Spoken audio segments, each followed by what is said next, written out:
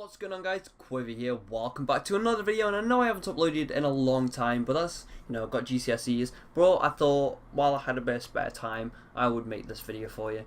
So this video today is going to be about Destiny 2 and a PC build that's really cheap that will allow you to run the game at 1080p high settings. This build is going to cost about £520, give or take. There are a few expenditures that I haven't accounted for, but you can take what you want and build, add parts yourself to it yourself. Yeah, you know what I mean.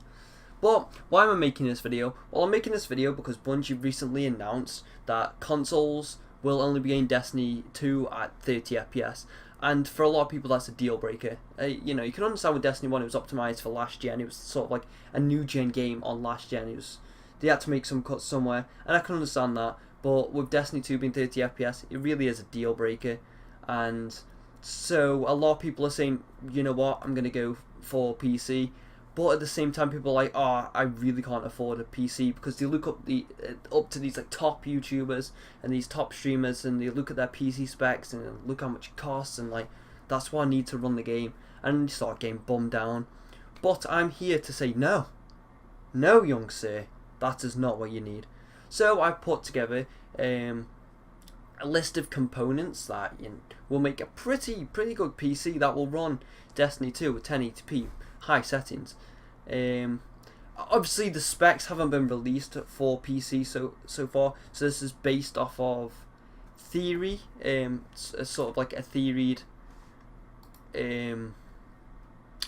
specs using the game debate, which is meh. Sometimes it's really on point with this sort of stuff, sometimes it's not. So I'm just gonna go off this. I'm gonna trust it this time, and either way, I believe this will work, because the stuff inside this will run most top tier games, if not all top tier games, at mid to high settings. So I have trust in what I've made. So without further ado, let's get into it. So the first website we're going to is UK Part Picker. Well, it's not UK Part Picker, it's just Part Picker, PC Part Picker. And yeah, so I started up with the CPU chip of having a Intel Core i5-7500, and I picked this because this will be more than enough to run Destiny 2, because it's a really good chip, and it's pretty cheap compared to, say, an i7. It's only £175, but if you wanted to, you could upgrade this chip over time. You know what I mean? There's a lot of upgradability with this with this build. So I just picked just a basic CPU cooler. It looks pretty nice, because you're not going to be running a whole lot, and if you're not pushing it to its limits, which at times you could be borderline on that. Yeah, this will do the job just fine. It's £41. It's by no means cheaping out, but at the same time, it's not way too expensive. The fact that it is a fan, though, will generate a bit more noise, because everybody knows liquid cooling is a lot quieter. But yeah, moving on to the motherboard, I picked the MSI B250M Pro VD Micro ATX LGA 1151 motherboard, and this is a pretty cheap motherboard, and it's a Micro ATX. That means it's a low form factor. Sorry for that. And yeah, it'll get the job done, and it has up to 16GB of RAM, so it can hold that much. So that gives some upgradability with this build. So next for the RAM, I've got the Crucial 8GB DDR4 2133 memory RAM stick, and this is because it'll do the job just fine. It's a fast piece of RAM. But if I wanted to, go for more expensive, then it'll cost about 80 quid, which will put the build over what we need. But this will run the game just fine. You don't need more than 8GB. So yeah, I think that actually 6GB was the minimum, and the speed of the RAM is determined by this number. And yeah, we won't be needing too much faster than that. Obviously you could spend a bit of extra money if you wanted to on a 2400 RAM stick, and that'll cost you, like I say, about 80 quid for the stick. But I don't really see much improvement, but it's up to you. Somebody will probably correct me on that. And for the storage, I have the Western Digital Caviar Blue 1TB 3.5 inch 7200 RPM internal hard drive. This is big, it's cheap, and it'll get the job done. It's 7200 RPM, so it's not like a slow hard drive, but it's not exactly an SSD, so it's going to be just what you need. Nice cheap hard drive that'll run.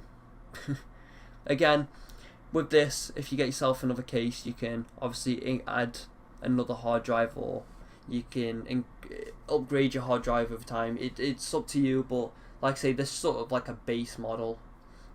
Anyway, for the power supply, I went for the Corsair Builder 500 watt 80 plus bronze certified ATX power supply.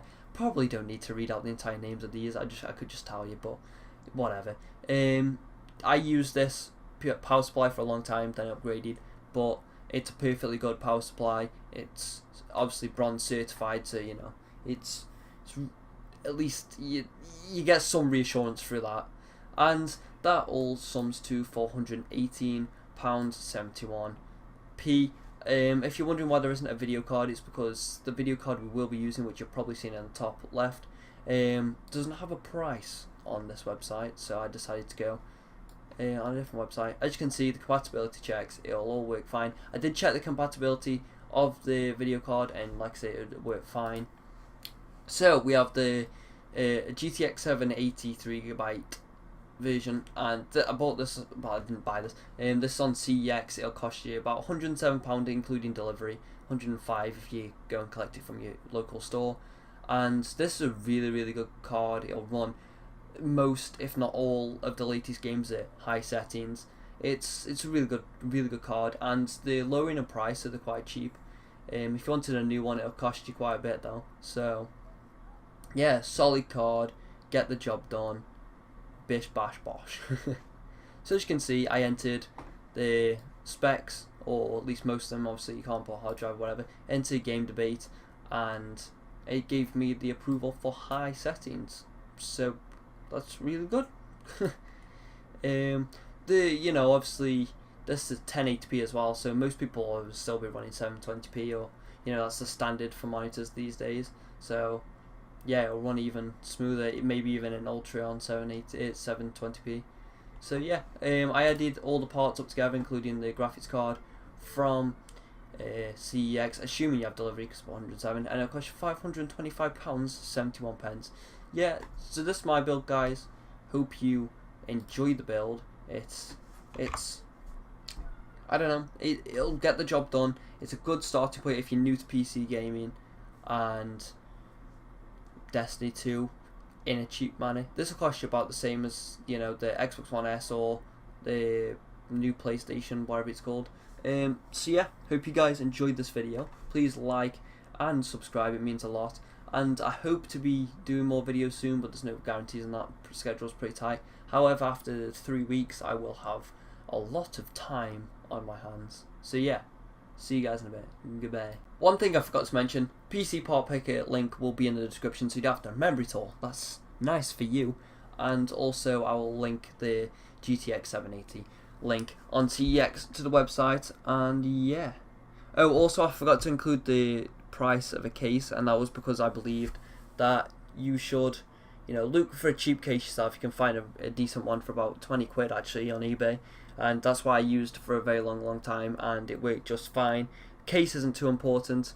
If you want a cheapest chips build, you're probably going to cheap out on the case, because it doesn't mean much. It's not going to help your PC work. Obviously the airflow could help a bit, but you know what I mean. It's not going to be too much of an issue. So yeah, hope you guys enjoyed the video. Bye bye for real this time.